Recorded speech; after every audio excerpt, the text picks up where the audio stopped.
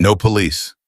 His hand locked around her wrist like a steel trap, and Maya Johnson felt the warmth of his blood soaking through her fingers before she understood what she was holding on to. A dying man, a bullet wound. Midnight, a Chicago alley with no witnesses and no way out. She should have run. Every sane instinct she had was screaming at her to run. Instead, she pressed harder against the wound, looked him dead in the eyes and said, "Fine, no police, but you don't let go until I tell you to." She had no idea she just made a deal with the most dangerous man in the city.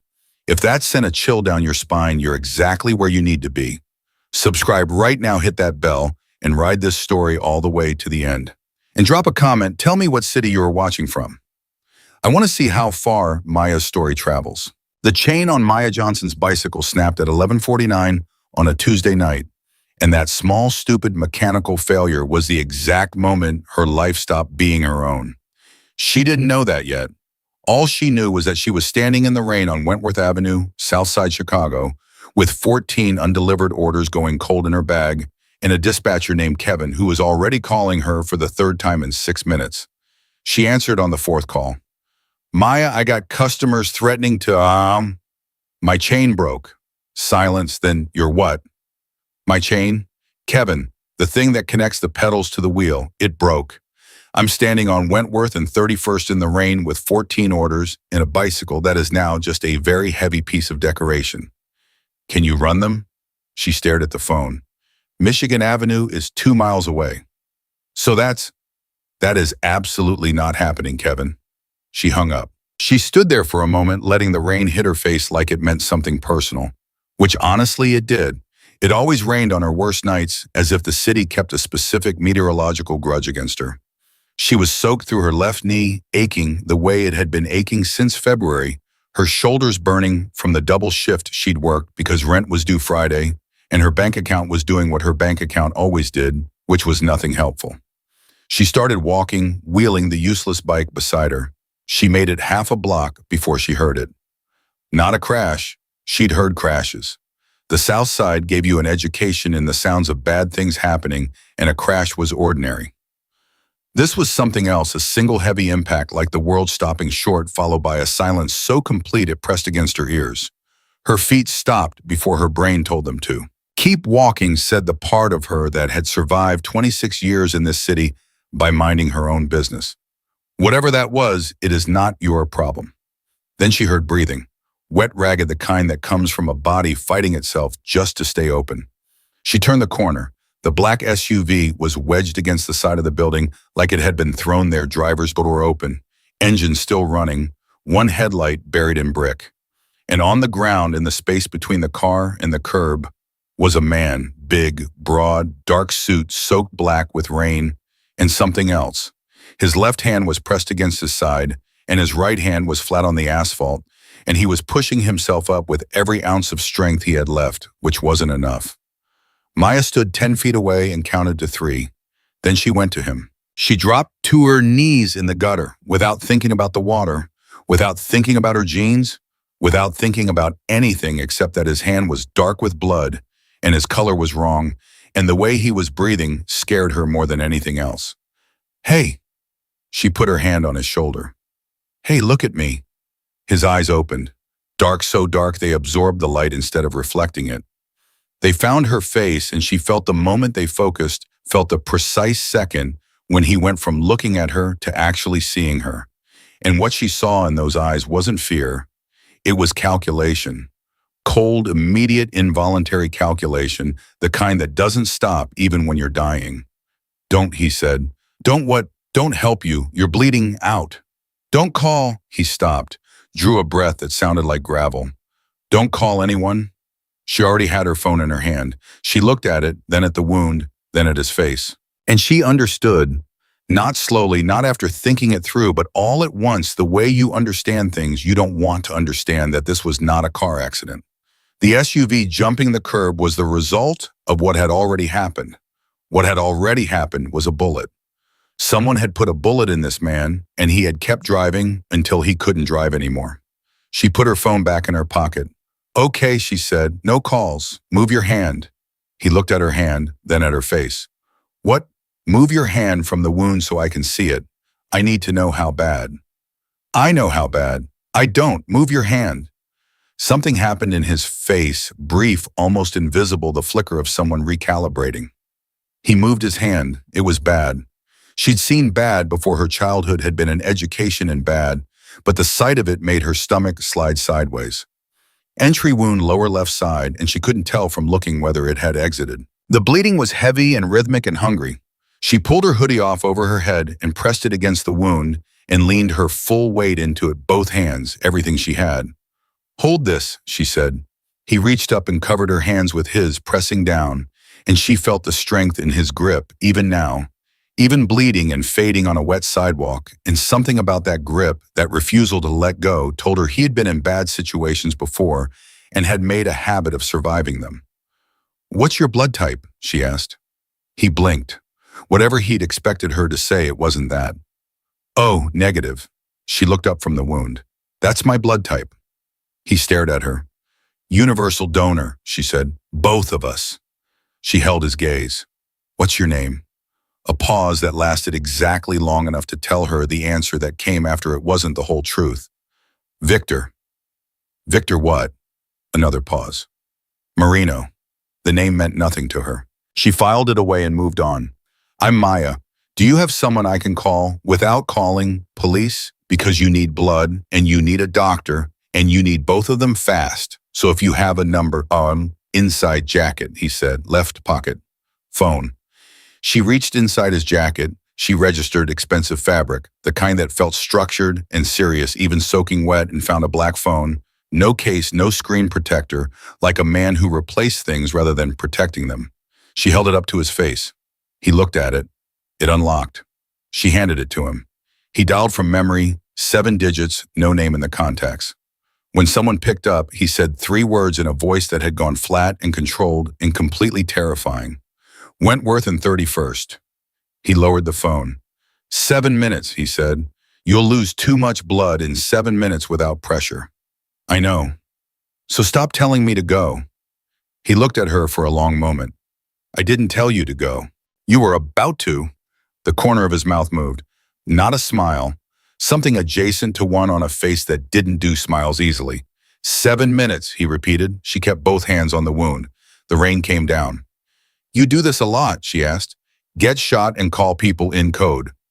First time for the code, he said. Not the first time for the rest. She looked up at him. How many times have you been shot? Twice before this. And you survived both. Obviously. Kama, she said. Then you can survive this one too. Just stop moving. I'm not moving. You keep tensing like you're about to try to get up. Stop it. You get up, the bleeding gets worse, and I am going to be very annoyed. He looked at her the way people look at things that don't fit any category they have prepared. You're not afraid of me, he said. I'm afraid of you bleeding to death on me while I'm trying to help you, she said. Does that count? He said nothing, but his body beneath her hands went slightly, just slightly less rigid. They sat in the rain together, and she held his life in her hands, and neither of them spoke for a while. She heard the cars before she saw them. 2 of them, no headlights, moving down Wentworth with the quiet confidence of vehicles that had never been asked for permission. They stopped at the curb and 4 men got out, and Maya looked up at them and made a decision. In less than a second, she was not going to move her hands from this wound, not for any of them, not until someone qualified took over. The man who came to Victor first was older 60s, maybe silver-haired, a scar along his jaw that had the comfortable look of something long healed. He dropped to one knee next to Victor and spoke in Italian fast and low. Victor answered in English, deliberately. She helped me. She's the reason I'm still here. She comes with us. The silver-haired man, Enzo, she'd learned, looked at Maya with eyes that had seen too much to be surprised by anything. He looked at her hands on the wound. He looked at her face. He made his own assessment in about 4 seconds and then stood up. Get in the car, he said to her. Not a request, not quite a threat, something in between. I don't think I should do that, Maya said. Maya, Victor's voice quieter now, losing edges. Please. She looked at him. His color was worsening.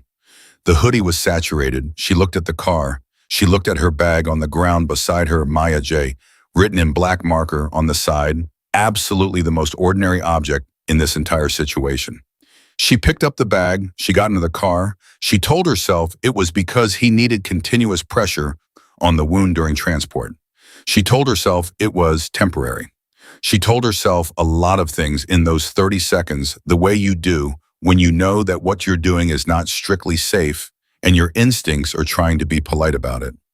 The car moved through Chicago like the traffic laws were suggestions that didn't apply to it. The brownstone on the north side looked like every other brownstone on the block from the outside. From the inside, it was something else entirely: marble. Low light, the kind of quiet that takes money to manufacture. A woman in scrubs met them at the garage entrance, and Maya gave her the information before anyone asked for it. Oh, negative bullet wound, left side entry, confirmed exit, unknown pressure maintained for approximately 12 minutes. Blood loss significant. The woman in scrubs looked at her. Are you medical? Delivery driver. A pause. You maintain consistent pressure the whole time. Both hands full weight. Good. She turned to the men. Room 2, now? Maya sat in a hallway on a chair that probably cost more than her couch and waited, and nobody told her she could leave, and nobody told her she couldn't, and Enzo stood at the end of the hall with his arms crossed and his eyes on her, and she drank the coffee someone brought without asking what was in it, because she was past that, and she waited. 41 minutes later, the woman in scrubs came out. He's stable. A beat. He's asking for you. Maya looked at the door. He doesn't know me. You're the only one he asked for. And Victor Marino, propped up on pillows, looked like a man who had been shot and was already annoyed about it. Bandaged IV, connected shirtless, and watching the door with those dark focused eyes that didn't seem to understand the concept of rest. When he saw her, something shifted in his face. Not soft. Men like this didn't do soft. She was already understanding that. But present the way a light changes quality when it finds what it's been looking for. You stayed, he said. You needed someone to maintain pressure in the car. That's not why you stayed. She sat down without being invited to. Your doctor, she's not a doctor. Your medic says you still need blood. I'm a match. O negative to O negative, direct donation. She already asked me, and I already said yes. Victor stared at her. I didn't ask you for that. No, but you need it. You don't know me. I know your blood type and your first name, and that you've been shot 3 times and survived all of them. I know you have people who come in 7 minutes when you call, and that you don't want police involved, and that you have a 9-year-old son at a private school outside the city who doesn't know what his father does. She met his eyes steadily. That's enough to know you need blood right now. The silence that followed was the kind that changes things. How do you know about my son? He asked quietly. You told me, on the sidewalk. You were getting a little loose. He closed his eyes briefly. When he opened them, something had changed in them, not the calculation that never left, but something alongside it. Something reluctant and real. Why are you doing this? She thought about giving him something complicated, something smart. Instead, she said the only true thing, because you were dying and I was there. That's it, Victor. That's all it is. He looked at her for a long time. Sit down, Maya, he said. I'm already sitting. Then stay sitting, Ibem. The donation took 43 minutes. Maya sat beside his bed with a needle in her arm and her blood filling a bag, and Victor Marino watching her with the undivided attention of a man who didn't give anything undivided in his life. They talked, which was the part she hadn't expected. She talked about Kevin, the dispatcher, and the 14 cold dinners and the broken chain that started all of this, and he listened the way nobody had listened to her in a long time, without his eyes drifting, without the glaze of polite boredom, without waiting for his turn to speak. Your father, he said at one point. How did he die? She looked up. Why do you ask that? You mentioned him, then you stopped. She looked at the bag. Heart attack. 3 years ago, he was 51. She paused. He worked 3 jobs his whole life, and his heart just gave out, like it ran out of reasons to keep trying. Victor said nothing for a moment. My father was shot when I was 12, he said, in front of me. She looked at him. He worked 3 jobs too, Victor said. Something in his voice was very controlled. It didn't help him either. The silence between them was different after that. Less like a gap and more like a bridge. When it was done, when the needle was out and the cotton pressed to the crook of her arm, Maya stood slowly, that brief, specific lightness that comes after giving blood the world tipping just slightly off its axis. She picked up her bag. Maya J. Get some rest, she told him. Someone will drive you home. You don't have to, Maya. His voice stopped her. Not loud, not hard, just certain. Someone will drive you home. She let them. Enzo drove. Silence the whole way. When he stopped in front of her building in Bridgeport, he said without turning around, "You should know what you did tonight. Not many people would have done it." "I just did what was in front of me," she said.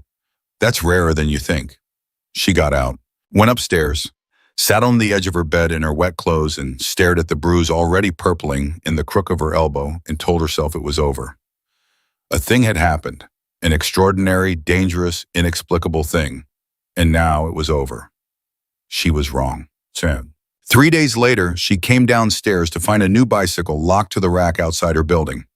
Not repaired, replaced. Better than anything she'd ever owned, clean lines, solid frame, new chain that caught the morning light like it was showing off. A key taped to her mailbox. No note. Mrs. Patterson from the second floor had her window open before Maya even looked up. "Big men brought it before sunrise," Mrs. Patterson called down. "Very polite, very good shoes, very bad neighborhood for good shoes, I told them." Maya stood on the sidewalk holding the key. She thought about going back upstairs. About calling Enzo. She realized she didn't have his number. About calling Victor, she didn't have his either. About leaving the bike where it was and walking away from all of it. Instead, she unlocked it. She ran her thumb along the chain, perfect, solid, silent. She put the key in her pocket. She rode to work. And somewhere in the north side of Chicago, in a brownstone that looked like every other brownstone on the block, Victor Marino sat up in his recovery bed and told Enzo, find out everything about her. Not because he was suspicious, because for the first time in 11 years, someone had given him something and wanted absolutely nothing back. And he had no idea what to do with that. She told herself she wasn't thinking about him. She was very good at not thinking about things. It was a skill she developed young, growing up in a house where thinking too hard about certain things only made them heavier.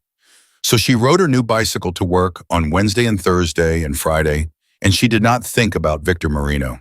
She thought about her 14 orders. She thought about Kevin's voice on the radio. She thought about the rent that was due and the knee brace she needed to buy and her grandmother's doctor's appointment on Saturday morning. She thought about everything except the man whose blood she was carrying around inside her own veins. She almost convinced herself it worked. Then Friday evening, she came home to find a white envelope tucked under her apartment door. No stamp, no return address. Just her name on the front, written in handwriting that was precise and controlled and took up exactly as much space as it needed, Maya Johnson, like every letter had been placed deliberately. She stood in the hallway for a full 30 seconds before she picked it up.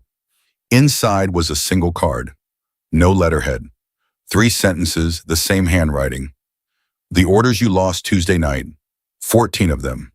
Consider the debt repaid, though mine to you is larger than this. She turned the card over. Nothing on the back. Inside the envelope, beneath the card, was cash. She counted it twice because the first count didn't seem possible. $1,100. Exact. She'd never told him how much she made per delivery. She'd never told him anything about the money, which meant he'd found out on his own, and finding out on his own meant he had people who found things out, and having people who found things out meant she sat on her kitchen floor with $1,100 in her lap and the card in her hand and tried to figure out if she was afraid. She was something. She wasn't sure it was fear. She called her grandmother. "Grandma Ruth, if a man you barely knew left money under your door, what would you do?" A pause. Grandma Ruth was 73 years old and had lived in Bronzeville her entire life and had buried a husband and raised 2 children on a teacher's salary and was therefore qualified to answer almost any question. "Depends on why," she said. "He said he owed me." "Does he?" Maya looked at the bruise on her arm, faded now yellowish at the edges, the specific color of something healing. "Yeah," she said, "he does." "Then take the money and say thank you, and don't go looking for more of his business," Grandma Ruth said. "Men who send money without showing their face are either generous or dangerous. Sometimes both. Either way, you don't need to know which. Maya put the money in her kitchen drawer. She put the card in the drawer too. She closed the drawer. She went to bed. At 2 in the morning, she opened the drawer again and read the card one more time and put it back. She didn't sleep well after that. The gifts didn't stop. The following Monday, Kevin called her into the dispatch office, a cramped room above a dry cleaner on Halsted that smelled like steam and Kevin's bad coffee, and told her with the specific discomfort of a man delivering news he doesn't understand that her rating on the app had been corrected. All the one-star reviews from the night of the broken chain, 6 of them filed by customers whose food had gone cold, had been removed, replaced with 5-star ratings, each one with the same comment, exceptional service. Did you do something? Kevin asked. What would I have done, Kevin? I don't know. You tell me. The system flagged it as unusual, and I got a call from corporate, and corporate said, he stopped.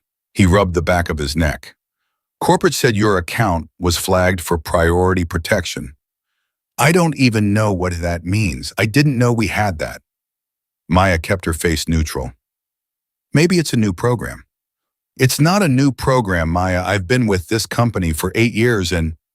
Then I don't know what to tell you, Kevin. She took her delivery bag from the rack. I'm going to start my route now.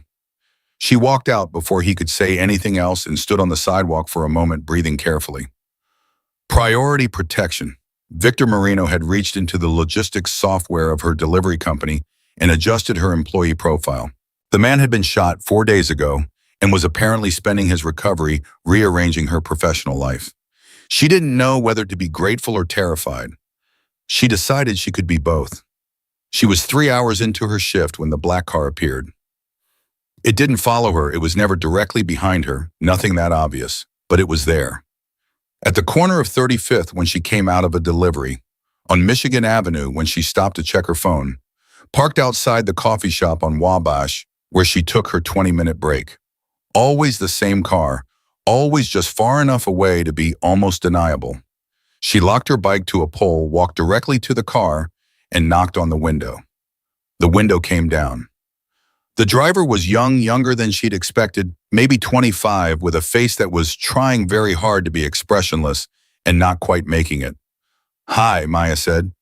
Ma'am, are you following me? I'm parked. You've been parked in 4 different locations in the last 3 hours, all within sight of where I've been networking. The young man said nothing. I'm going to ask you something, and I'd like an honest answer, Maya said. Did Victor Marino send you a pause? Mr. Marino asked me to make sure you got home safe. I get home safe every night. I've been doing it for 26 years. Yes, ma'am. Tell him, she stopped, started again. Tell him I appreciate it, and tell him I don't need a babysitter. The young man nodded. He did not, she noticed, say he would stop. She went back to her bike. She finished her shift. The car was gone when she came out of her last delivery, but she had the feeling, the specific skin-level feeling, that gone and not, there were 2 different things. That night, she found his number. Not Victor's, she didn't have his. But the card he'd sent was from a real envelope, bought at a real store and handled by real hands. And she was a woman who'd grown up paying attention to details, because details were sometimes the only protection you had. She called the one number she had, the dispatch company that had sent the car, and when someone answered, she said, I need to leave a message for Victor Marino. Tell him Maya Johnson called. Tell him if he wants to check on me, he can do it himself. She hung up. Her heart was beating faster than the situation probably warranted. She poured a glass of water. She sat at her kitchen table. Her phone rang 40 minutes later. Unknown number. She answered. You're angry, Victor said. No greeting, no preamble. I'm not angry, she said, which was partially true. She thought about it. I'm not a package that needs tracking. I know that. Then why the car? A pause. She could hear something in the background, faint institutional, the particular ambient sound of a building that was trying to be quiet and not quite managing it. He was still in the brownstone, still recovering. Because the people who shot me don't know who you are yet, he said. But they know the car was found on Wentworth. They know someone helped me. They will find out who. The kitchen went very quiet. What does that mean, she said, and her voice was steady. She was proud of it. It means the situation is being handled. It means for the next week, maybe two. I'd like to know you're safe. It's not tracking, it's insurance. Insurance, she repeated, against a problem I created by needing help on your street, he said, which means the problem is mine. I'm managing it. What kind of people shot you, Victor? Silence. Victor, the kind you don't need to know about yet. Yet. That word landed in her chest like a stone in deep water, and she felt the ring spreading out from it. Yet. Not never. Not at all. Yet, like it was already decided that eventually she would need to know. Like her future had already been quietly restructured while she wasn't looking, and Victor Marino was managing that too, the way he apparently managed everything completely without asking permission. I don't want money under my door again, she said. Understood. And I don't want my work account touched. Also understood. And I don't, she stopped. Why are you doing all of this? The silence this time was different. Longer. You gave me blood, he said. Literally. You gave me part of yourself and you asked nothing for it. In my world, that's another pause. People don't do that. People give things because they want something back. You gave me blood and then you told me to get some rest like I was a neighbor with a cold. You were dying. I've been dying before. Nobody sat in the rain and pressed their hands on the wound. She didn't know what to say to that. She sat at her kitchen table with the phone to her ear and felt something shift in the room, some change in the pressure of things, the way the air changes before weather. How are you feeling? She asked. It came out quieter than she intended. Better, he said. Your blood apparently agrees with my system. She laughed before she could stop it. It surprised her, the laugh, the genuine quality of it, the way it felt normal to laugh on the phone with this man at 11 at night in her kitchen. Get some sleep, she said. You're still recovering. Maya. What? Thank you for answering. She didn't know how to respond to that either. She said, don't send any more money. She hung up. She sat in the quiet kitchen for a long time. She thought about the word yet. She thought about the way he'd said your blood apparently agrees with my system, like he was making a joke. Like humor was a thing he'd found in a language he didn't usually speak and was trying it out carefully. She thought about a 9-year-old boy in a private school outside the city who didn't know what his father did. She thought I should stay far away from this. She thought I'm already not far away from this. She went to bed. She did not sleep well again. The 2 weeks passed, no more money, no more app adjustments. The black car became less visible. Still, there she suspected just better at being invisible, which was somehow more unnerving than obvious surveillance. Her life resumed its ordinary shaped deliveries, Kevin's voice on the radio Saturday mornings with Grandma Ruth, the knee brace she finally bought at the pharmacy on 47th. Ordinary. And then Victor called, not late at night this time. 2:30 on a Tuesday afternoon mid-shift, her phone buzzing in her jacket pocket, while she was locking her bike outside an apartment building in Lincoln Park. She answered without thinking. Are you working? He asked. Always. When do you finish? She looked at her delivery bag. 7, maybe 8. Why? I'd like to see you. The sentence landed simply without decoration, and she stood on the sidewalk in Lincoln Park and felt its weight. I'd like to see you, not I have something to give you, not there's a situation I need to discuss. Just I'd like to see you. Why, she said.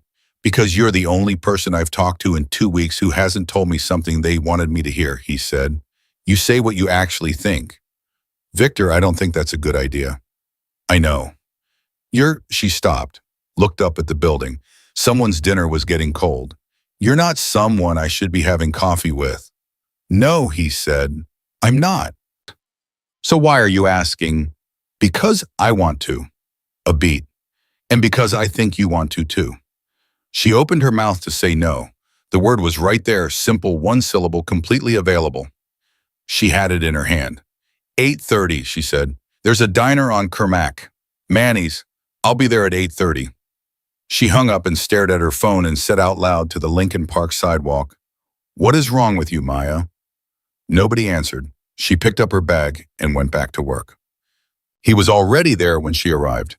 No entourage, just Victor in a dark jacket sitting in a corner booth with a cup of coffee he hadn't touched.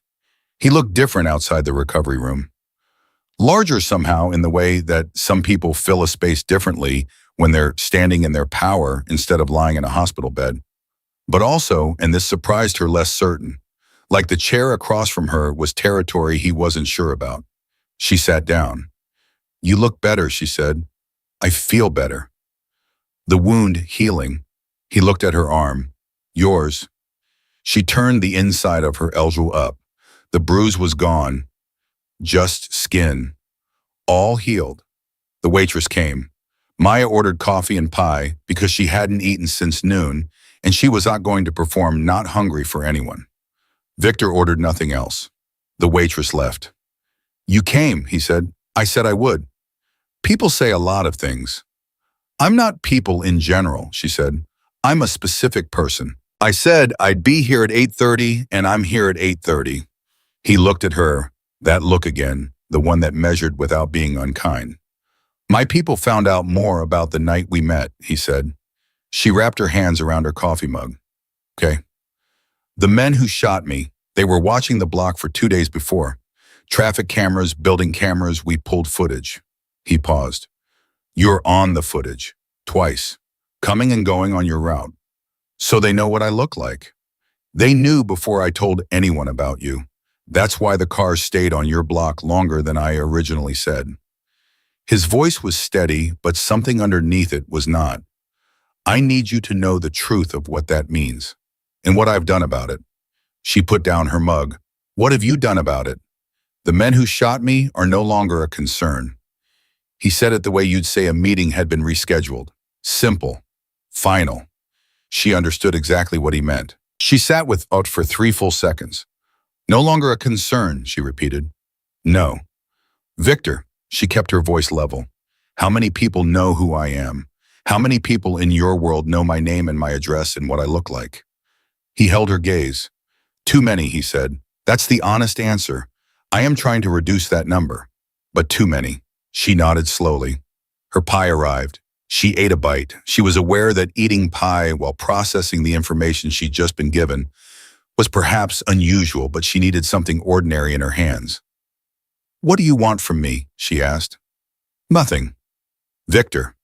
"Maya, I want nothing from you. That's not—" He stopped. "That's not what this is. I asked to see you tonight because you're the only—" Another stop, like he was editing himself as he spoke, cutting things that were true, but that he hadn't learned how to say out loud yet.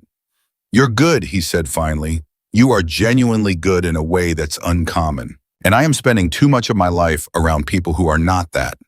She looked at him across the table. She thought about his son in a private school not knowing. She thought about his father shot at 12. She thought about a man who'd been shot 3 times and survived all of them, through what she was beginning to understand was a combination of will and ruthlessness, and the specific kind of loneliness that comes from never letting anyone close enough to be useful as a target. "I'm not a project," she said. "I'm not a redemption arc. I'm not someone you keep safe so you can feel like of whatever it is you think you are. I know. Do you come?" "Yes." His jaw tightened. "I know exactly what I am, Maya. I don't need saving from it. I need—" He picked up the coffee cup he hadn't touched. Put it down again. "I need to be somewhere occasionally where what I am is not the only thing in the room." And the diner was warm and smelled like coffee in the griddle in the specific late-night quality of a place that's seen 1,000 honest conversations at its tables. Maya looked at Victor Marino, feared ruthless, dangerous lonely, and felt something she had no good name for. Not pity, not attraction exactly, though she was honest enough with herself to know it wasn't entirely not that either. Something more like recognition, the way you recognize damage in someone else when you've carried your own. "One rule," she said. He waited. "You don't lie to me about anything. I'd rather know something terrible than be managed." She met his eyes. "Can you do that?" A long silence, longer than she liked. "Then I'll try." "That's not yes." "No, it's not." He looked at her steadily. "But it's honest, and you asked for honest." She picked up her fork. She ate more pie. Outside on Shermack, the city moved in its nighttime way, unconcerned, enormous, indifferent. "Tell me about your son," she said. "What's his name?" And Victor Marino, who had not talked about his son to anyone outside his closest circle in 4 years, said, Marco, his name is Marco. He wants to be a marine biologist. A pause. Something in his face that had nothing to do with calculation. He has a poster of blue whales on his bedroom wall. Maya smiled, genuine, unguarded, the first real smile she'd given him. Tell me more, she said. So he did. They stayed until the diner closed. The waitress refilled Maya's coffee 4 times and brought Victor pie he hadn't asked for, and he ate it because Maya told him he should. And he did things she was beginning to understand that surprised even himself when she said them plainly enough. He walked her to her bicycle. The night was cold and clear, the rain of 2 weeks ago a distant memory. This is a bad idea, she said, unlocking the bike. Us talking like this. You know that. Yes. For both of us. Yes. She looked at him. He was standing very still on the sidewalk, hands in his jacket pockets, and she could see in his face the specific effort of a man holding himself at a distance that he decided was appropriate, even though he wanted to close it. Good night, Victor, she said. Good night, Maya. She rode home. She did not look back, but she was smiling in the cold dark and she could not fully explain why. And she told herself to stop, and she didn't stop. At home, she found a text from an unknown number. 5 words, get home safe. V. She stood in her hallway reading it. She typed back, I always do. She hit send before she could think too hard about it. She didn't know that 30 blocks north Victor Marino read those 3 words and read them again, and told Enzo, who was standing nearby, because Enzo was always standing nearby. Double the security on her building, quietly. Enzo looked at him. She won't like that. No, Victor said. She won't. Because what she doesn't know can't hurt her. He pocketed his phone. And because I just told her I'd try to be honest. Which means I need to be very careful about which truths I tell her first. Enzo was quiet for a moment. Then you like her. Victor said nothing. Victor, you like her. Go to bed, Enzo. Enzo went, but he was smiling as he left, which was notable because Enzo had not smiled about anything in a very long time. And in an apartment in Bridgeport, Maya Johnson lay on her back, staring at the ceiling, with her phone on her chest, and thought about a man who'd been shot 3 times and eaten pie he hadn't asked for because she'd suggested it, and who had blue whale facts about his 9-year-old son stored somewhere underneath all that danger, and who had said, I'll try when she asked for honesty, because it was true and he knew she'd know the difference. She thought this is going to get complicated. She was not wrong. 3 weeks after the diner, Maya knew Victor's coffee order, his son's favorite color, the name of the street where his father had been shot, and the sound his voice made when he was lying, a specific half-second delay, almost undetectable, like a man checking his words at a door before letting them out. She knew these things the way you know things about someone you've started paying attention to without deciding to.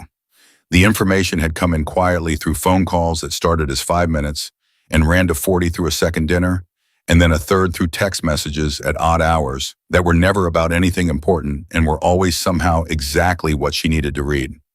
She also knew that she was being watched, not just by the discreet black car that rotated through different positions near her building.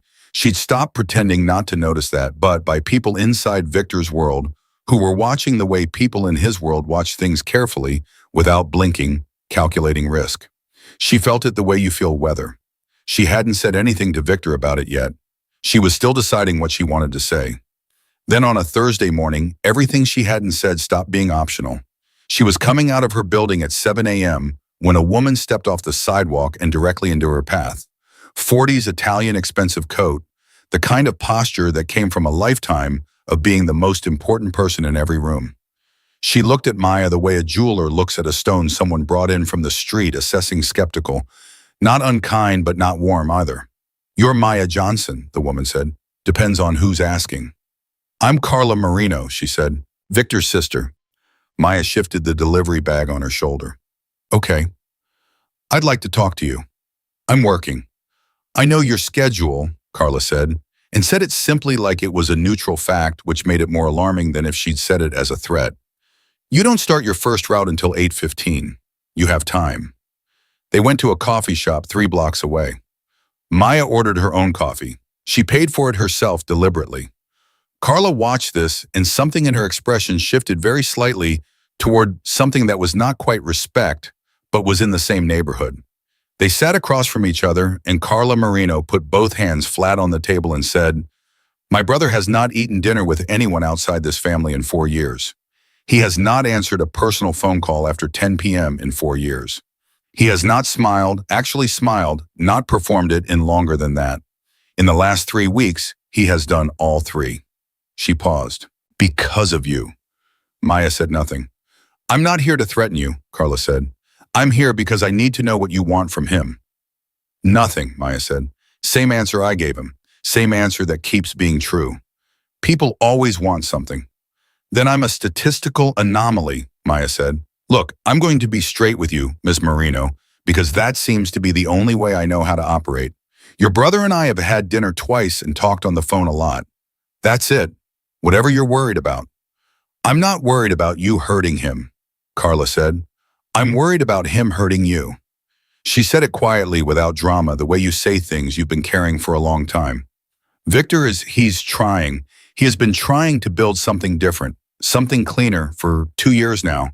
Moving money, moving assets, shutting down certain operations. It's slow, it's dangerous. The people pushing back against those changes also are the same people who put a bullet in him 3 weeks ago. She looked at Maya directly. "And now your name and your face are attached to his, which means those people know about you too." The coffee shop was warm, ordinary. Someone at the counter was ordering a muffin. Maya held her cup and felt the world she'd been carefully watching from the edge tilt closer. "He told me that," she said. "He said it was being handled." "Some of it is handled, not all of it." Carla's jaw tightened. "The man who ordered this shooting, his name is Renato Brasi. He's been running operations on the south end of Victor's territory for 11 years. Victor cutting him out is—" She stopped. "Renato does not accept being cut out, and Renato knows who you are." Maya set down her cup.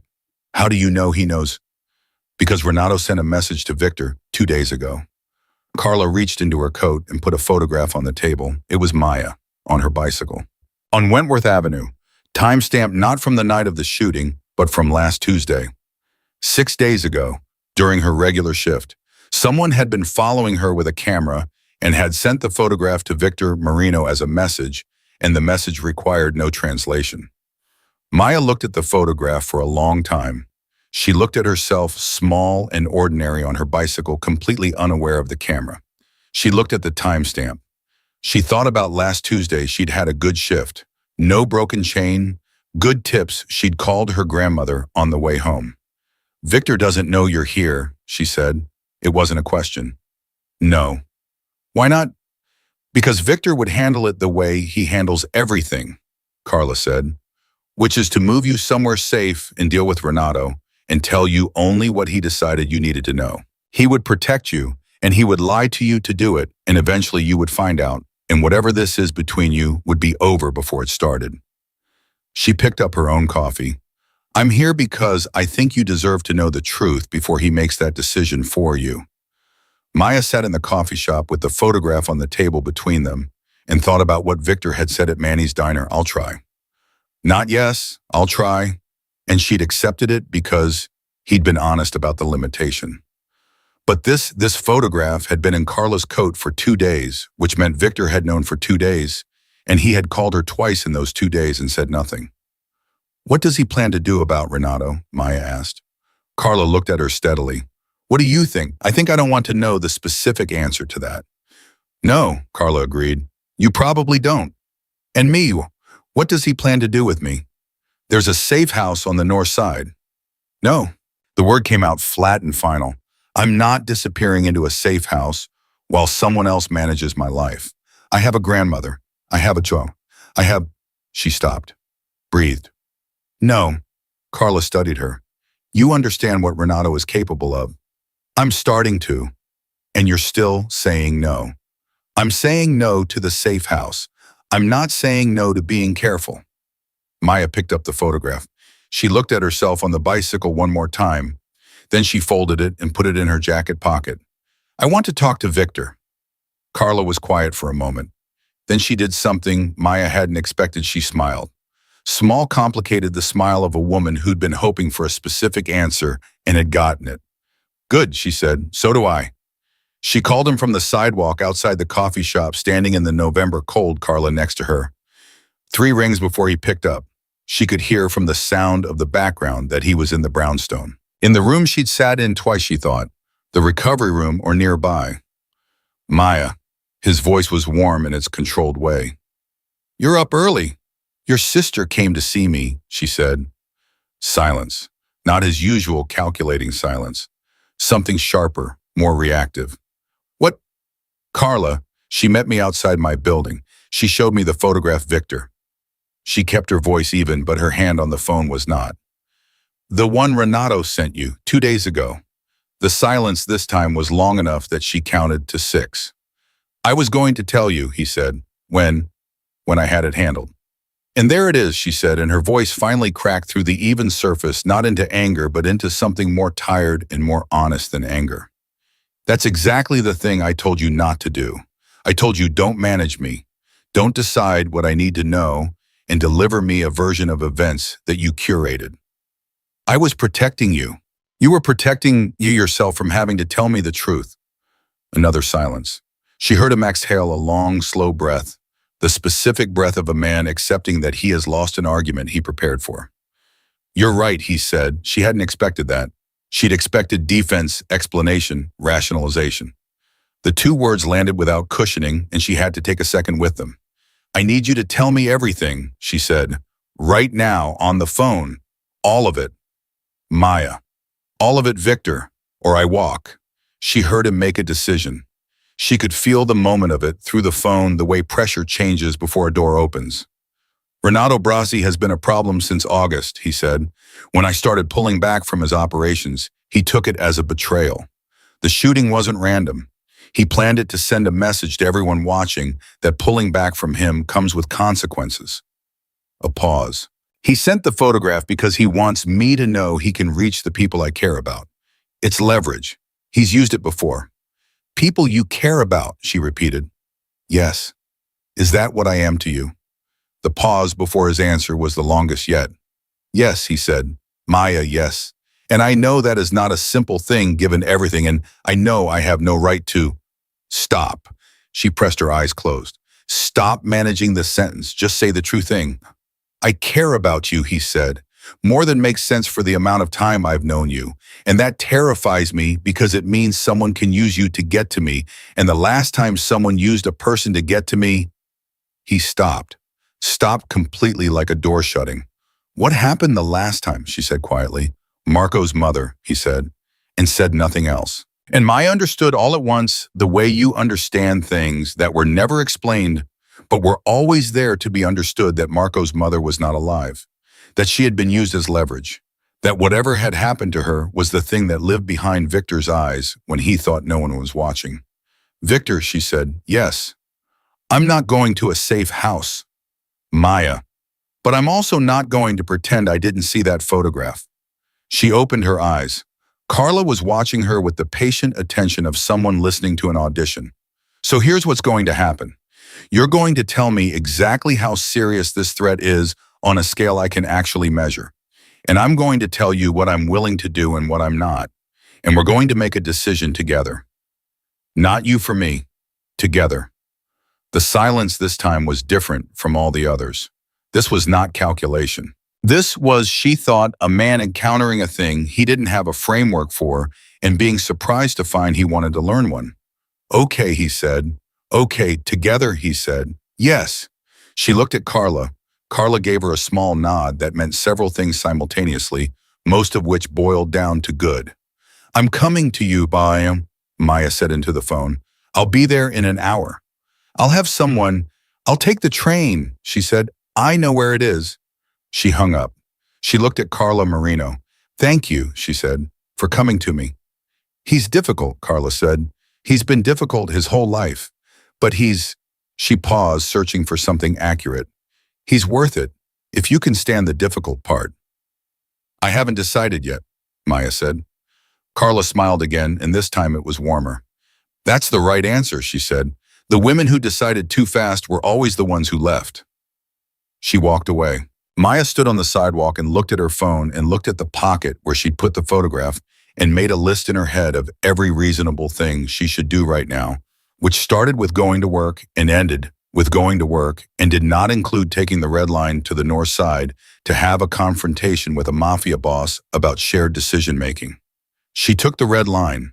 The brownstone felt different when she came through the front door, less like an institutional recovery space and more like a house that was slowly remembering what it was for. Enzo met her at the door, said nothing, walked her upstairs, knocked twice on a door she hadn't been through before and left. Victor opened the door. He was standing fully upright, no IV, dressed in real clothes for the first time she'd seen him. Dark sweater, dark pants, the wound site still visible in the careful way he held himself slightly to the left. He looked at her and she looked at him, and the ordinary awkwardness of two people navigating something neither of them had navigated before filled the space between them. "Hi," she said. "Hi," he said, and stepped back to let her in. The room was a study, books, a desk, two chairs positioned at a slight angle to each other. He sat in one, she sat in the other, and he told her everything. Not a managed version, not a curated summary, everything. Renato Brasi, 11 years of specific operations being dismantled, the money being moved, the pushback from three other families who saw Victor's restructuring as either weakness or opportunity, depending on which threat they preferred to believe. The shooting in October, planned for 2 weeks before it happened. The photograph as a message: I know who you are close to and I can reach them. He told her about the security on her building, which was more extensive than she'd known. He told her about 2 conversations with the Chicago FBI field office.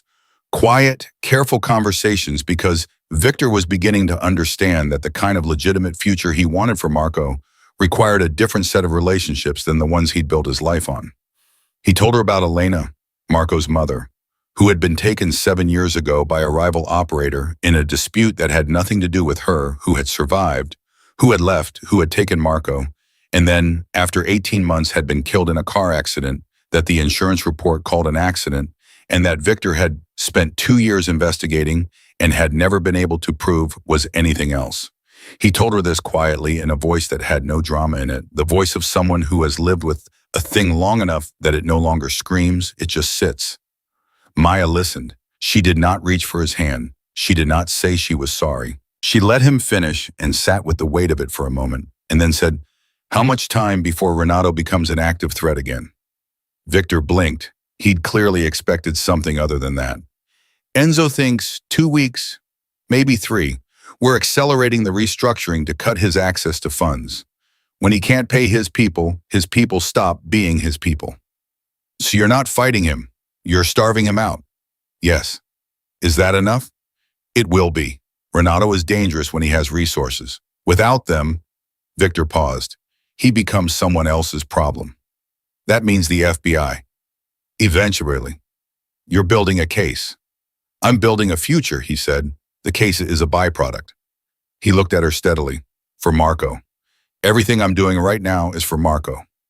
She nodded. She thought about a boy with blue whale posters and a father who was trying to become someone that boy could know the full truth of someday. She thought about her own father who had worked 3 jobs and whose heart had run out of reasons.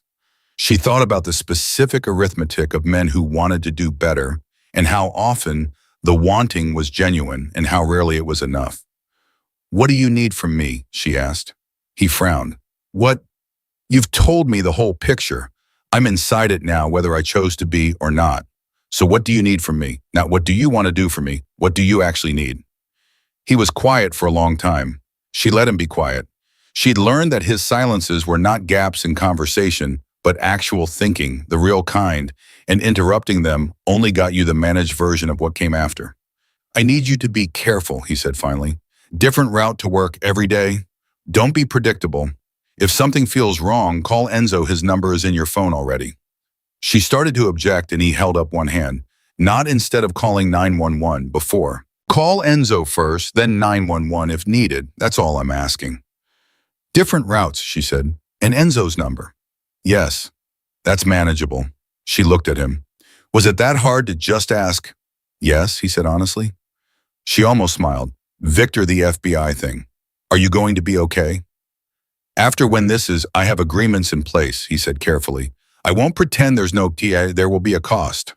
But Marco will have a father who is not in prison and not in the ground. He paused. I'll take the cost. She looked at her hands in her lap. Outside the window somewhere, Chicago made its ordinary sounds. She thought about what Carla had said. He's worth it if you can stand the difficult part. She thought about what she'd said back. I haven't decided yet. She thought, when did I decide? I need to ask you something, she said. Okay. And I need the honest answer, not the careful one. Okay, Mom, he said again, quieter. She looked up at him. What am I to you, not what you want me to be? What am I right now in this specific moment to you, Victor Marino, who had survived 3 gunshots and the death of the mother of his child, and 11 years of a life that required a man to be harder than anything around him, was quiet for a moment. And then he said something I didn't know I was missing until I found it. The room was very still. That's terrifying, she said. Yes, he agreed. I know. You understand that I don't fit in your world. I know. And I'm not going to start fitting in it. I know that too. So where does that leave us? He leaned forward slightly, his elbows on his knees, and looked at her with those dark eyes that had stopped calculating when they landed on her. She'd noticed that the absence of the calculation what it meant. In an improbable situation, he said, that I would like to continue to be in if you're willing. She held his gaze. She thought about the photograph in her jacket pocket. She thought about different routes to work. She thought about a diner on Cermak and pie she'd ordered because she was hungry and didn't pretend otherwise, and a man who'd eaten pie he hadn't asked for because she'd said he should. I have conditions, she said. I expected you would. No more managed information. You tell me things when they're relevant, not when you have decided I can handle them. Agreed. My grandmother doesn't get pulled into this. If there's ever any risk to her, you tell me immediately and we deal with it. Agreed, without question. And Marco, she paused, when the time is right, when it's appropriate. I'd like to meet him. Not as a test, not as a performance, just, she paused again. He should know his father has people in his life who are honest with him. Victor looked at her for a long moment. Something crossed his face that she hadn't seen before. Not the not quite smile, not the calculation, not the controlled emptiness he wore like armor. Something unguarded. Something that had probably not been on his face in a very long time. Okay, he said. His voice was different, quieter and more real. Okay. She stood up. She picked up her bag. Maya J. still absurd, still completely ordinary in every setting she brought it into. I'm going to work, she said. I'm taking a different route. He stood with her. I'll have Enzo. I'll call him if I need him. She looked at Victor. I mean it. I'll call him if I need him, but I do this myself. He nodded, and then in a movement so careful it was almost formal, he reached out and tucked a strand of hair back from her face, one small motion. Nothing more, his hand barely there, and said, Be careful, Maya. She stepped back. Her heartbeat was doing something she was going to have a conversation with herself about later. I'm always careful, she said. Careful is how I got to 26. She left. She took 3 different trains to get back to the south side.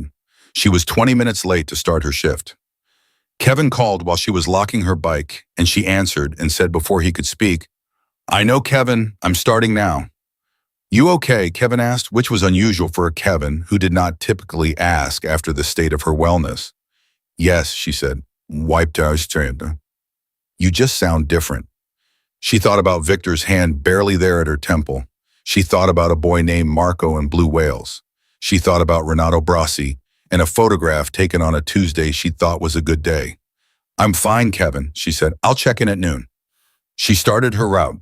She went a different way than usual, east instead of west on 35th, and it added 7 minutes to her first delivery, and she didn't care. She rode through the cold November morning and thought about what came next, and for the first time since she'd turned that corner on Wentworth Avenue 3 weeks ago, she didn't feel like she'd stumbled into someone else's story. She felt like she was moving through her own deliberately, eyes open, choosing the next step even though she couldn't see where the step after that would land. That she understood was the difference between being swept into something and walking into it. She'd walked in. What she didn't know, couldn't have known riding her bicycle through the south side on a cold November morning, was that 40 minutes earlier, a man named Renato Brasi had received a phone call that changed his calculations.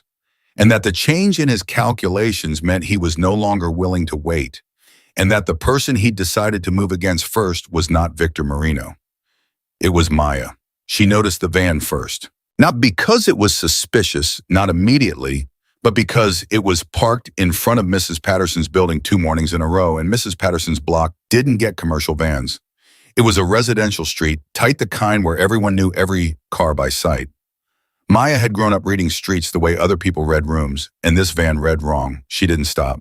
She kept riding different route east on 35th the way she'd promised, and she called Enzo at the first red light. "There's a white van," she said when he picked up, "parked on my block. 2 days in a row, no markings, cargo style." A pause. She could hear Enzo thinking the specific quality of silence from a man running calculations. "Keep moving," he said. "Don't go back to your building. Where are you now?" 35th and Wentworth. "Keep heading east. I'll call you back in 4 minutes." She kept moving. She delivered 2 orders without stopping to think about it because the routine of it steadied her hands. At 8:53, her phone rang. "It's not ours," Enzo said, and those 3 words were the worst possible combination. Not theirs, which meant it was someone else's. "Where's your grandmother?" Maya's stomach dropped 6 inches. "Bronzeville. She's home. She doesn't go to church until 10 on Thursdays." "I'm sending someone into here right now. Is she going to open the door for a stranger?" "Tell them to say they're from her building management." "She opens for building management." Maya had stopped pedaling. She was standing at the side of the road with both feet on the ground and her heart hammering so hard she could feel it in her throat. "Enzo, what is happening?" "Renato moved faster than we expected. We think he's not going after Victor directly anymore. He's going around him." A pause that lasted exactly long enough for Maya to understand what going around meant. You need to get somewhere enclosed and populated right now. A store, a restaurant, anywhere with people and cameras. Don't be alone outside. "My grandmother is being handled as we speak." "Maya, listen to me. Your grandmother first, then you. We do both at the same time, but I need you inside somewhere in the next 2 minutes." She looked at the street around her. Ordinary Thursday morning. People going to work. A woman walking a dog. The diner on Cermak was 4 blocks east. "Manny's," she said. "I'm going to Manny's." "Go. Straight there. Don't stop." She rode. She wasn't aware of making the decision to ride fast. Her body made it without consulting her. The same instinct that had made her kneel in a gutter 3 weeks ago. The same refusal to freeze that had apparently become her default mode in situations that called for freezing. She locked her bike outside Manny's and went in and sat in the same corner booth she and Victor had sat in 10 days ago and ordered coffee. She didn't drink and stared at her phone and waited. Victor called at 9:04. "Are you inside?" His voice was different. Not the controlled warmth she'd gotten used to. Something stripped back to the essential, flat and functional and very focused. "Yes, Manny's." "Good. Stay there." She could hear voices in the background. Multiple people talking at once, the sound of Victor's world moving fast. "Your grandmother is safe. My people have her. She's—" A pause to listen to someone near him. "She is apparently arguing with the man I sent because she says she has a hair appointment at 11 and she needs to call her hairdresser." Despite everything, Maya almost laughed. "That sounds exactly right." "She's safe," he said. "Maya, I need to tell you something, and I need you to hear it clearly." "Tell me." "Renato is not trying to take you. He's trying to use you as a message. The van was surveillance, building a pattern, learning your routes. He wants a moment where you're visible, public, and somewhere it sends the loudest possible signal back to me." A pause. "He's done this before. It's theater. Brutal theater, but theater. He needs the message to land in a way everyone in my world can see." "So I'm a billboard," she said. "Maya, I'm not upset. I'm just naming it clearly so we're talking about the same thing." She wrapped her hands around the untouched coffee mug. "What does that mean for what happens next?" "It means we move now instead of waiting 2 more weeks." His voice was so controlled it was almost frightening, the sound of someone who became more still as situations became more dangerous. "The FBI contact I have, I'm making that call today. Everything I've been building for the past 18 months, every document, every account record, every transfer we've cataloged, it goes to them today. Not in 2 weeks. Today." What does that do to you? Silence. Victor, what does handing over those documents do to you personally? It protects you, he said, and it protects Marco. The rest is, he stopped. The rest is the cloud, she said quietly, the one you mentioned before. Yes, she sat with that. Around her, Manny's was doing its ordinary morning business, the griddle, the coffee machine. Someone arguing gently with a waitress about whether the eggs were over easy enough. All of it achingly, pointedly ordinary. What's the cost, Victor, specifically? Prison, he said. 18 months negotiated. I've had the agreement in place for 6 weeks. I was waiting until Renato was neutralized through the financial routes, so there was no window of vulnerability for Marco between when I handed over the documents and when Renato lost his operational capacity. A pause. Renato moving now closes that window for me. If I go to the FBI today, Renato's accounts get frozen within 24 hours as part of the same action. He loses everything before he can move again. Maya was very still. You were going to prison anyway. Yes. You've known this for 6 weeks. Yes. And you didn't tell me. The silence was the heaviest one he'd produced yet. No, he said, I didn't. She thought about his conditions at the diner, the conditions she'd set, the ones he'd agreed to. No managed information. Tell me things when they're relevant. She thought about 6 weeks of a decision this size living behind every conversation they'd had, every phone call, every dinner, every small, careful moment of something being built between them. Victor, she said, and her voice was very quiet, and that was more frightening than if it had been loud. I need you to understand what you just told me. I know. You made a decision about something that directly affects me and my understanding of this entire situation, and you held it back for 6 weeks. I know, Maya. After I know. His voice cracked on the second word. Not dramatically, Victor didn't do dramatic. Just a hairline fracture in the control, the sound of something real pressing through. I know. I told myself I was protecting you from carrying it before it was necessary. I know that's the same thing you told me not to do. I know. She pressed her eyes shut. She breathed. She thought about Carla saying he's difficult. She thought about, I'll try not, yes. She thought about a man who had spent 11 years making decisions alone because the alternative was letting people close enough to be leverage, and how those habits don't break in 3 weeks, even when you want them to. Are you calling the FBI today? She said, the moment this call ends. And Renato's accounts get frozen within 24 hours. Yes. And the van goes away. The van and everything attached to it. And my grandmother can make her hair appointment. Another hairline fracture. Quieter. Yes, 11 o'clock she'll be there. Maya opened her eyes, the diner, the griddle, the eggs over easy. Okay, she said, okay. Call the FBI, Victor. Do what you need to do. She paused. We're going to have a very long conversation about the other thing when this is over. I know. But right now you need to make that call. Yes. A beat. Maya. What? I'm sorry. Not managed, not qualified. Just 2 words placed plainly the way he'd started to say things when she was listening. She didn't say it was okay because it wasn't entirely, and he would have known the difference. Go make the call, she said. She sat in Manny's for 2 more hours. The waitress refilled her coffee twice without being asked. At 10:14, Enzo texted her, your grandmother is at her appointment. Someone is with her in the waiting room. She told them to sit up straight on. Maya put her phone face down on the table and breathed for the first time since 8:50. At 11:40, Enzo called. Renato's accounts are frozen. Federal order. The van left your block 40 minutes ago and won't be back. A pause. It's done. Just like that. It's not just like that, Enzo said, and his voice was different, heavier, older. But from where you're sitting, yes, just like that. She understood what he wasn't saying. The weight on his end, 18 months of Victor's life, the cost Enzo had also known about and also held, lived in the pause between his words. Thank you, Enzo, she said. Don't thank me, he said. Thank the man who called the FBI this morning instead of doing it the other way. He had another option. He chose this one. He paused again. He chose it because of you. That's worth knowing. She went back to work. She took her regular route for the first time in 2 weeks, and the familiarity of it, The streets, she knew the buildings.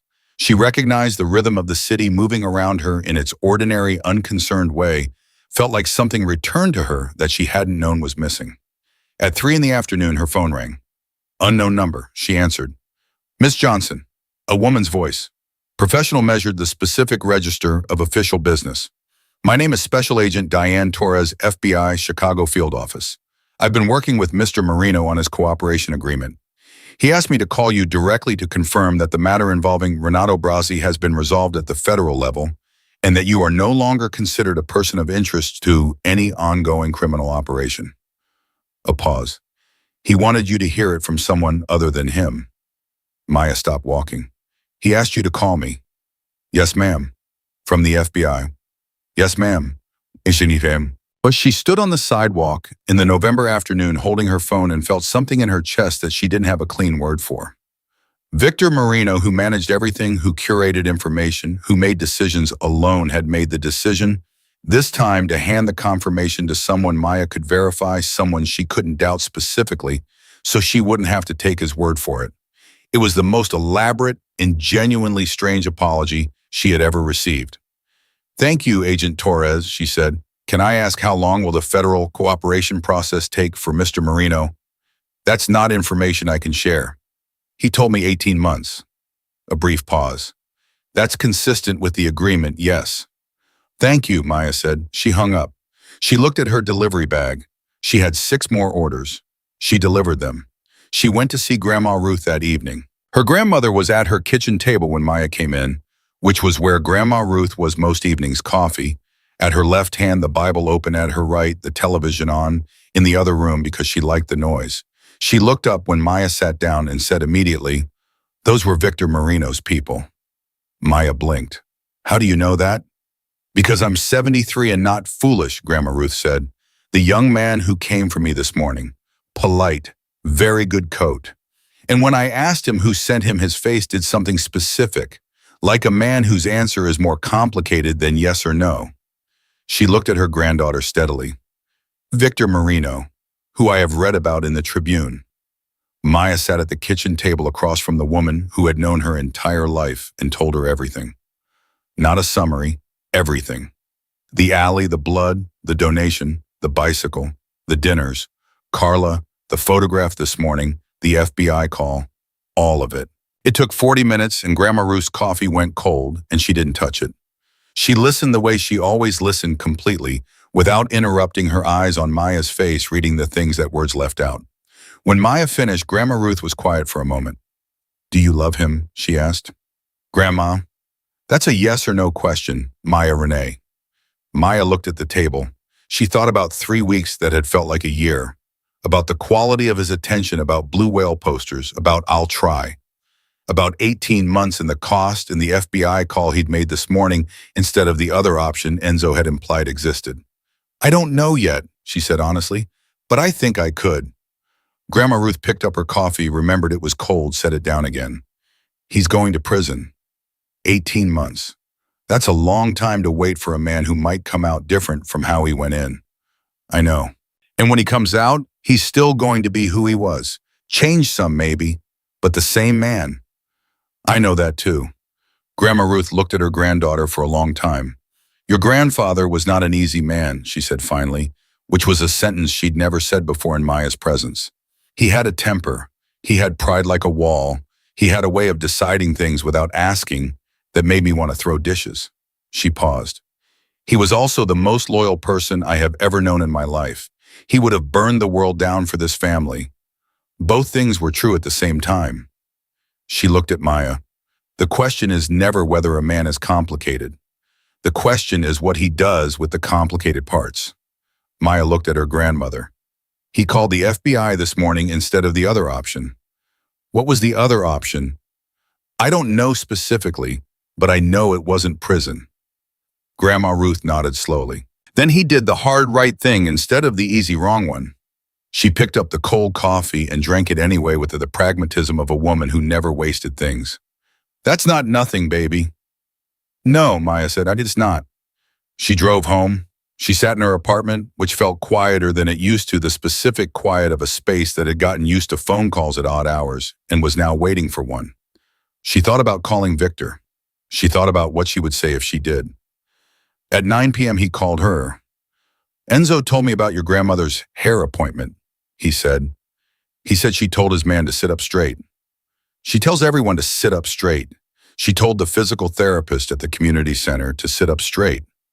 She sounds, he paused, searching, formidable. "She's the most formidable person I've ever met," Maya said. "And I've met you." The not quite smile audible through the phone. Then silence. "I'm turning myself in Monday morning," he said. "Agent Torres, 8 a.m. Monday was 4 days away. Maya absorbed this without speaking. "Marco is flying in tomorrow," Victor said. "I have the weekend with him. I've arranged for Carla to—" He stopped, started again. "I'm going to tell him the truth this weekend, as much of it as a 9-year-old can carry. I've been putting it off for 2 years and I'm—" His voice thinned slightly at the edges. "I'm not putting it off anymore." "That's the right thing," Maya said. "He needs to hear it from you." "I know." A pause. "I'm frightened," he said, and said it the way you say things when you've decided honesty costs less than it used to. "I've been frightened of approximately 3 things in my adult life. Marco finding out is one of them." "What are the other 2?" she asked. "Losing him," he said, and he stopped. And losing this, whatever this is between us." The apartment was very quiet. Her delivery bag was on the floor by the door. "Maya J," she looked at it. "Victor," she said, "I'm not going anywhere." "Maya, I'm going to be gone for 18 months. That's—" "I'm not going anywhere," she said again, more clearly. "That's not the same as saying the next 18 months will be simple, but I'm not going anywhere." The silence this time was full. She could feel him sitting in it on the other end, feeling the weight of it, the way you feel the weight of something you were afraid to reach for and just touched for the first time. "I want you to meet Marco," he said, "this weekend, if you're willing. Another pause. "He asks about you." She sat up straighter. "He asks about me. He doesn't know me. He knows someone helped me. He knows—" Something in Victor's voice shifted warmer and more exposed than she'd heard it. "He knows his father has been different lately. He asked Carla why. Carla told him his father had met someone who was good. He asked if you could come to dinner on Saturday." A pause. He used the word good specifically, like Carla had used it, like it was a thing worth seeking out. Maya felt something move in her chest that she hadn't felt in a long time. Something that had nothing to do with danger or calculation or the weight of consequences. Something simple and real and almost unbearably ordinary. "Saturday," she said. "What time?" 6, he said. "If that works." "It works." Another silence. "Easier than the others?" "The kind that doesn't need to be filled because it's not empty." "I should tell you something," Victor said. "What?" "When I was lying on the sidewalk on Wentworth Avenue," he said, "and you came around that corner, I thought you were going to take a photograph on your phone. That's what people do. They take photographs of things that have gone wrong and they walk away." He paused. "You put your hands on the wound." "I didn't know what to do with that." "I still don't entirely know what to do with that. But I want you to know that I know what it is, what it means." "It means you were bleeding and I was there," she said. Same answer. "No," he said quietly. "It means more than that now. You know it does." She looked at the bruise that had completely healed, though she still knew exactly where it had been. She looked at Maya Jade on her bag. She thought about a chain that had snapped on a rainy Tuesday night and all the things that had followed from that one small mechanical failure. "Saturday at 6, she said. "Tell Marco I'm bringing dessert." "He'll be very pleased," Victor said, and his voice was so human in that moment, so stripped of everything armored and controlled, that she had to close her eyes with the realness of it. "He likes anything chocolate." "I know a bakery on 47th, she said. "They make chocolate cake that will change your life." "I believe you," he said. She meant to say goodnight. She said, "Victor, for what it's worth the thing you did this morning, calling Torres instead of the other way. I know what that cost." A pause. "It was the right thing." "Yes, and it was also hard. Both of those things can be true." "Maya," his voice was very quiet, "thank you for all of it, from the beginning." "Get some sleep," she said. "You have a big weekend." She hung up. She sat in her apartment in the November night, in the quiet that had stopped feeling empty and started feeling full. She thought about Saturday. She thought about a 9-year-old boy who had asked specifically using the word good. She thought about 18 months and what came after them, and how little any of it was certain, and how standing in the alley of uncertainty she was choosing to stay anyway. She went to her kitchen drawer. She opened it. She took out the card with the 3 sentences in Victor's precise handwriting, the first thing he'd ever sent her, the $1,100 envelope, the debt he'd called smaller than what he owed. She read it one more time. Then she took it out of the drawer and pinned it to the board above her desk next to her grandmother's phone number and her father's photograph and the quote she'd written in marker on an index card during the worst month of the year after her father died. Do the next right thing. That's all. Just the next one. She looked at Victor's handwriting on the card. Precise, deliberate, taking up exactly as much space as it needed. She thought the next right thing. She turned off the kitchen light and went to bed.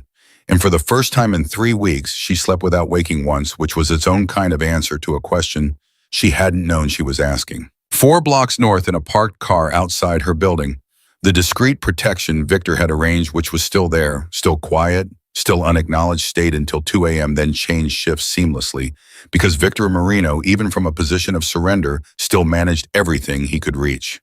And across the city in a private school on the North Shore, a 9-year-old boy named Marco Marino lay awake looking at his blue whale poster and thinking about Saturday, and about a woman his aunt had described as the kind of good that was hard to find and who was coming to dinner and bringing chocolate cake and wondering if she was as good as his father's voice sounded when he talked about her. He decided she probably. He turned off his light and went to sleep, and for the first time in a long time, he wasn't worried about his father. He couldn't have explained why. He just wasn't. Saturday came the way important days always come, ordinary on the surface, unremarkable in its weather, and light with no visible sign that it was different from any other Saturday. Maya was up at 7. She showered, dressed, changed her shirt twice, told herself to stop, and went to the bakery on 47th at 9 when it opened.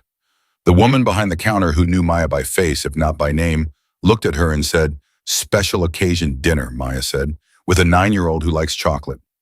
"Half sheet or full?" Maya thought about Marco lying awake looking at blue whale posters. "Full," she said. She carried the cake box home on her bicycle, one hand on the handlebar and one hand flat on the top of the box, and she thought about what Victor had told her Thursday night, that he was telling Marco the truth this weekend, as much as a 9-year-old can carry. She thought about what that conversation had looked like, how Victor's voice would have sounded in it, whether he'd found a way to be honest without being brutal, whether there was even a version of that truth that didn't bruise a 9-year-old somewhere deep and permanent. Her phone rang at 10:15. Victor. "How did it go?" she asked before he could say anything. A long breath. "He cried," Victor said, "for about 20 minutes. Then he stopped and he looked at me and he said," another breath, this one, unsteady at the edges, in a way she'd never heard from him. He said, "Are you going to be okay, Dad?" Not angry. Not he asked if I was going to be okay. Maya sat down on her kitchen floor with the cake box beside her.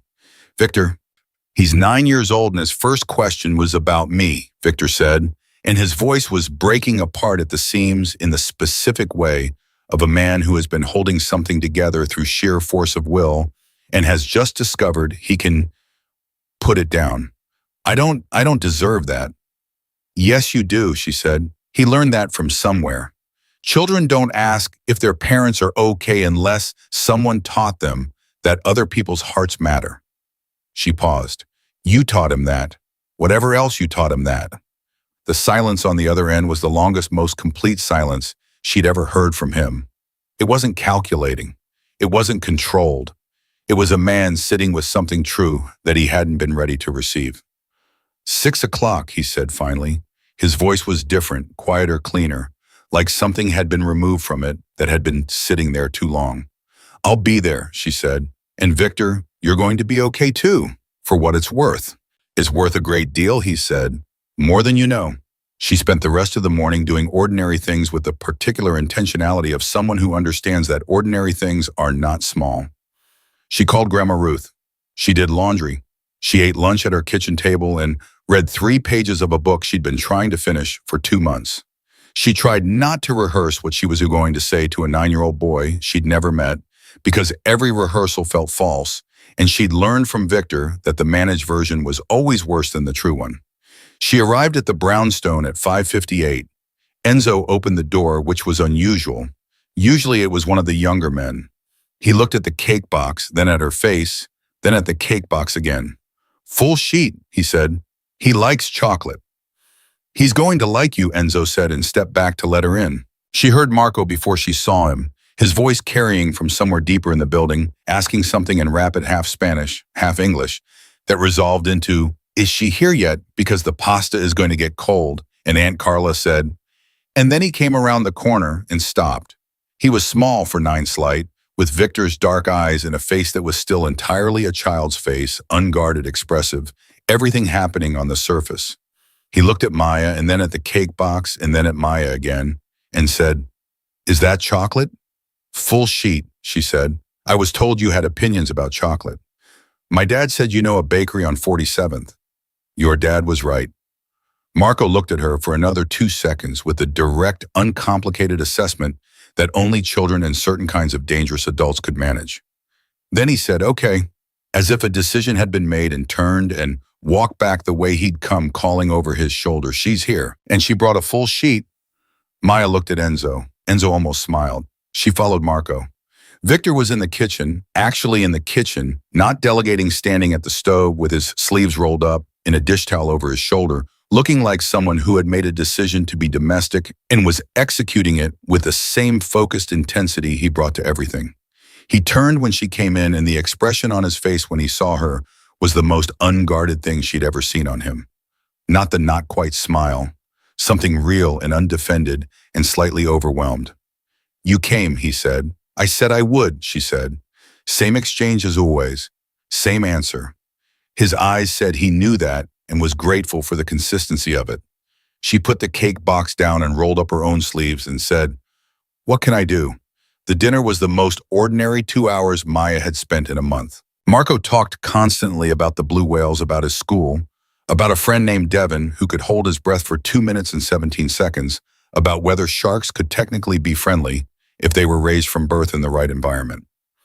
He asked Maya about her job with genuine curiosity, asked if she'd ever dropped a delivery on purpose, asked what the worst thing anyone had ever ordered was, listened to her answers with complete attention, and then pivoted immediately to his next question, the way 9-year-olds do conversation, as a series of enthusiastic collisions. Victor watched his son talk. Maya caught him doing it twice, just watching with an expression she recognized, now the one that lived underneath in all the armor, the one that was entirely without calculation, because the person he was looking at was the one thing in his life that had never required it. At one point, Marco said, with the conversational ease of someone reporting the weather, "My dad said you saved his life." The table went quiet. Victor looked at his son. Maya looked at Marco. "I helped," she said. "Your dad did most of the surviving himself." "He said you gave him blood." Marco considered this. "Like your actual blood." "Same blood type," she said. "It made sense." Marco looked at his father. "That's why you said she was good," he said with the clarity of a child assembling confirmed facts. "Because she helped you even when she didn't have to." "Yes," Victor said. His voice was careful and real simultaneously. "That's why." Marco looked back at Maya. "Devin's mom is a nurse," he said. "She gives blood at the hospital sometimes. She says it feels weird, but not bad." Then, without pausing, "Can we have the cake now, or do we have to wait until after the pasta?" The tension at the table dissolved so fast, Maya almost laughed. "After the pasta," she said. "Always after the pasta." "That's what I thought," Marco said with the tone of someone whose hypothesis had been confirmed, and went back to eating. Later, after the pasta, after the full-sheet chocolate cake which Marco consumed with the focused reverence of a 9-year-old who understood quality after Carla appeared, briefly kissed Maya on both cheeks like they'd known each other for years, and disappeared again. Marco fell asleep on the couch with startling speed. 1 minute asking about deep-sea pressure zones, and the next simply gone the way children fall asleep completely and without warning. Victor carried him upstairs. Maya waited in the study, the same 2 chairs at the same angle, the same room where he'd told her everything. She sat in her chair and listened to the building and thought about everything that was about to change, because Monday was 2 days away, and Monday was 8 a.m. with Agent Torres, and after Monday, Victor Marino would be in federal custody for 18 months, And the brownstone would be different, and Marco would be different, and she would be the same. She would be Maya J. with her bicycle and her deliveries and Grandma Ruth's kitchen on Saturday mornings. She would be the same. She was choosing to be the same. She wanted to be sure she knew that. Victor came back. He sat down across from her and looked at her and said nothing for a moment, just looked like he was memorizing something. "Stop," she said. "What? Looking at me like that? Like you're saying goodbye." Monday is Monday, she said. "Tonight is tonight. Don't spend tonight on Monday." He leaned back. "When did you get wise?" "I've always been wise. You just weren't paying attention at first because you were busy bleeding." The not quite smile, then something warmer. "Maya." "What?" "I need to tell you something. Before Monday." Something I should have said. He stopped, started again. Something I've been building up to saying for 2 weeks and keep managing instead. She waited. She let him find it. "When Elena died," he said, and the name still landed in the room with weight, "I made a decision. I decided that anyone I let close was a target, that the kindest thing I could do for anyone I cared about was to care from a distance, to handle things, to manage exposure." He looked at his hands. "I did that for 7 years. It became the only way I knew how to be with people. Even Marco, even Carla, from behind glass." "I know," she said quietly. "You broke the glass," he said. "I don't mean that as I mean it literally. You came around a corner at midnight and you put your hands on a wound and you didn't ask what was in it for you, and something I had built very carefully over 7 years just stopped working. I couldn't manage you. I tried. You know I tried. And every time I tried, you just said the true thing back at me until I had no room left to operate." She looked at him. "I love you," and he said, plainly, without the pause. "The way you say things when you have been practicing them not in words but in weeks, when the saying is just the last step of something already completely built. I know it's fast. I know the circumstances are—" He stopped. "I know what I'm walking into Monday. I know I have no right to put that on you before I go. But I've been managing what I say to you for 2 weeks and I'm done managing it. I love you, that's the true thing." The study was very quiet. Maya looked at Victor Marino, who had survived 3 gunshots and 1 devastation worse than all of them, who had spent 7 years behind glass and had let her through without entirely meaning to, who had eaten cake he hadn't ordered and learned to say, "I'll try," and had called the FBI instead of the other option, and was going to spend 18 months in a federal facility for a future his 9-year-old son wouldn't have to be ashamed of. "I know," she said. "I know you do." "That's not—" He stopped. "I know," she said, again differently. "Victor, I know because I'm not far behind you. I'm not there yet in words, but I'm—" She pressed her hands together in her lap. "I'm not far behind." He looked at her. "Don't do the managing thing with your face right now," she said. "I'm not." "You are. You're calculating whether to push it or let it be." "I'm letting it be," he said, "because what you just said is enough, more than enough." He looked at her steadily. "I'll wait. 18 months is a long time." "Yes. People change in 18 months. Yes. You might come out different." "I might," he said. "But the things that changed me the most in the last month weren't the things I planned. They were the things that came around corners." He held her gaze. "I think I'm willing to see what corner 18 months puts me around." She didn't have a clean answer for that. She didn't need one. She reached across and put her hand over his. Just that, just her hand over his, the same hands that had pressed a ruined hoodie against his side in a rainstorm, and he turned his palm up and held on, and neither of them said anything for a while. The building held its expensive quiet around them. Sunday came. Maya spent the morning with Grandma Ruth and told her about dinner and about Marco and about the conversation in the study. Grandma Ruth listened and then said, "He told you before he left. He didn't wait to come back and tell you when it was easier." "No," Maya said. "He told me now." "Then he means it," Grandma Ruth said. "Men who mean things say them when it costs them something." She poured coffee. "Men who don't mean things wait until it's convenient." Monday morning, Maya did not go to the FBI office. She and Victor had agreed she had been firm about this, and he had not argued with her, which she understood as its own kind of growth. She went to work, She took her normal route. She delivered 6 orders before noon, and she did not check her phone until Kevin called at 11:40 to tell her, for reasons he didn't understand, and didn't explain, that her account had been transferred to priority status permanently, and her rating was protected at the platform level, and her weekly minimums were guaranteed regardless of weather events or equipment failures. She stopped in the middle of the sidewalk. "Kevin." "I know," he said with the tone of a man who had stopped trying to understand things that exceeded his framework. "I don't know either. Corporate says it's a partnership arrangement. I stopped asking." She looked at her phone after she hung up. She thought about Victor at 8 a.m. with Agent Torres walking through a door that would close behind him for 18 months. She thought about him making arrangements for her bike, her ratings, her grandmother's safety, Enzo's number in her phone, Marco's chocolate cake, all the ways he managed the things he loved, and how that was both his flaw and his most genuine expression of care, and how she was learning to take the care and push back on the flaw, and how he was learning to let her. She texted the unknown number that was now stored as simply up in her phone. "I saw what you did with my account.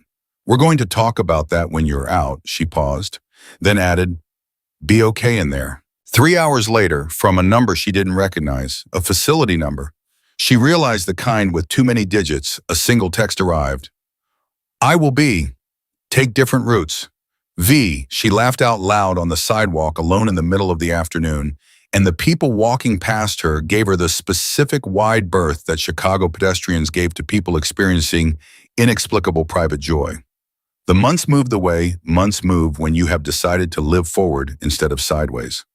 Maya bought a better bicycle in January with her own money because she wanted to, and because she could, and because the chain on the first one was starting to wear. She got her GED in February, something she'd been putting off for 3 years, and then enrolled in a nursing assistant certification course that met on Tuesday and Thursday evenings at the community center on 47th. She visited Grandma Ruth every Saturday. She had dinner with Carla twice a month at a restaurant in Lincoln Park where the food was too expensive, and Carla always insisted on paying, and Maya let her because the conversation was worth any price. She wrote to Victor. Real letters on paper because the facility had limited communication, and she'd asked Enzo what the best format was, and Enzo had said with surprising gentleness, "He reads letters more than once, email once, letters many times." So she wrote letters about Marco's school visit, about the nursing course, about the bakery on 47th, introducing a new chocolate mousse cake that she had opinions about Grandma Ruth telling the Tuesday night news anchor on television to sit up straight.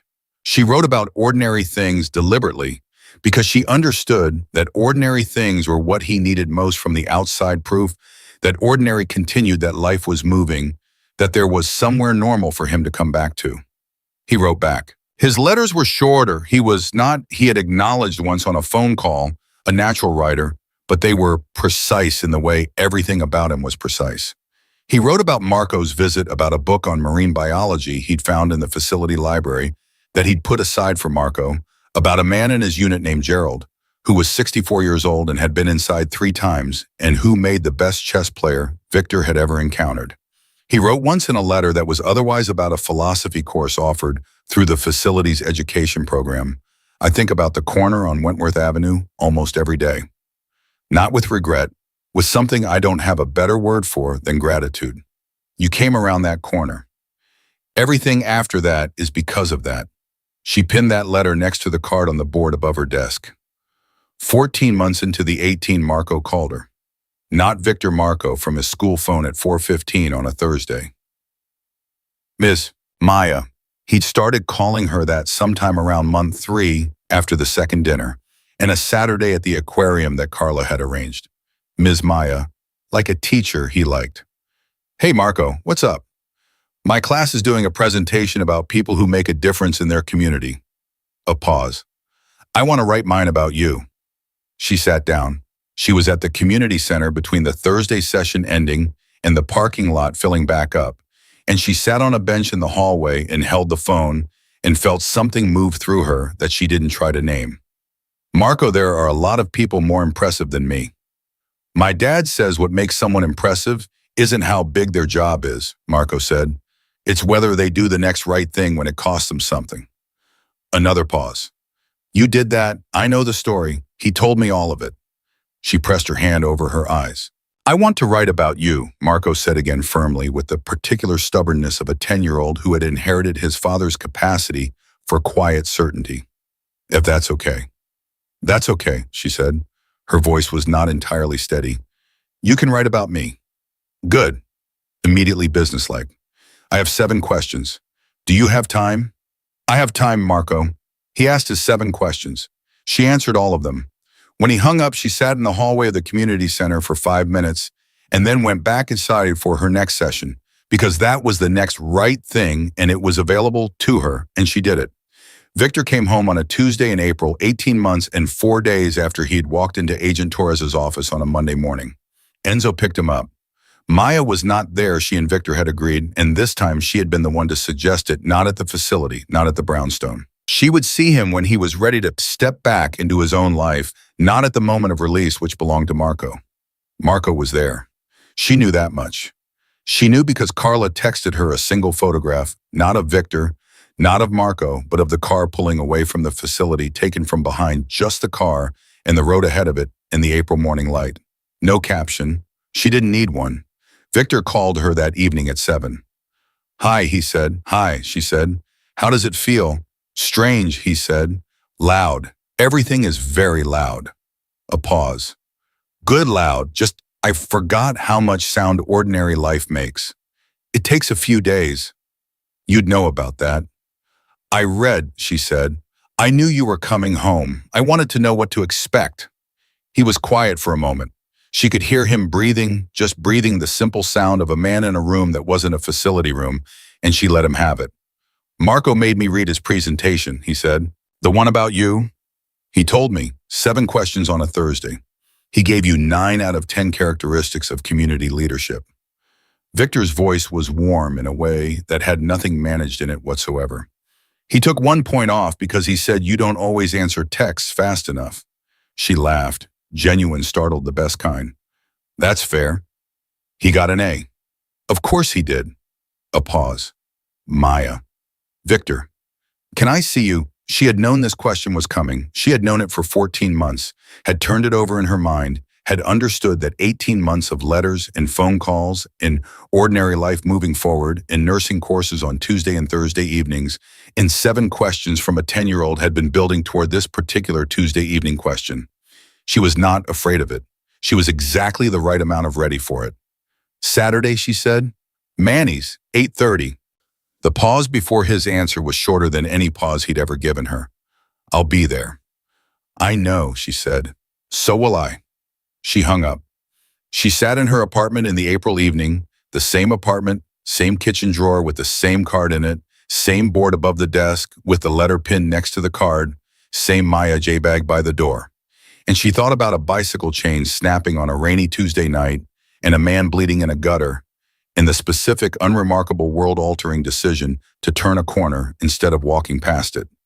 She thought about what Agent Torres had said on the phone all those months ago. He wanted you to hear it from someone other than him. She thought about, I'll try.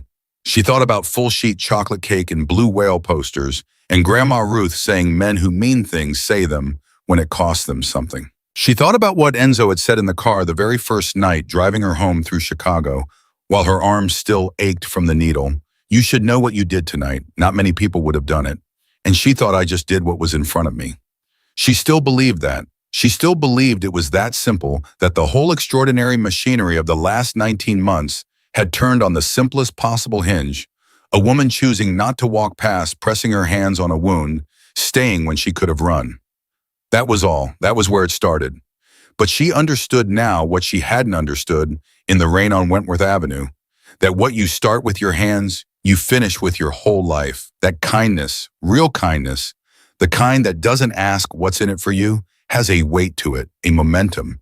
And once you've put it in motion, you have to be willing to follow where it goes. She had followed. She had followed through blood and surveillance vans and FBI calls, and 18 months of letters and 7 questions from a 10-year-old boy who wanted to write about what made someone worth writing about. And she had arrived here, her apartment, on a Tuesday in April, completely herself, completely unchanged in the ways that mattered, with a Saturday reservation at Manny's Diner and a nursing certification on her wall, and a heart that had made its decision without making an announcement about it. She opened the kitchen drawer. She took out the card. She read it one last time. The orders you lost Tuesday night, 14 of them. Consider the debt repaid, though mine to you is larger than this. She put it back. She closed the drawer. Some debts she had learned were not meant to be repaid.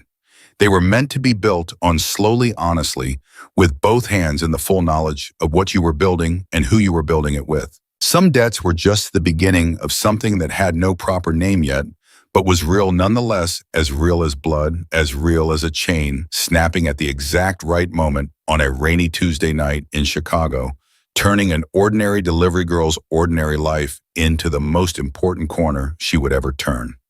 She went to bed. She was not afraid of Saturday. She had never been afraid of doing what was in front of her. That was always who she was, and now finally the world she lived in knew it too.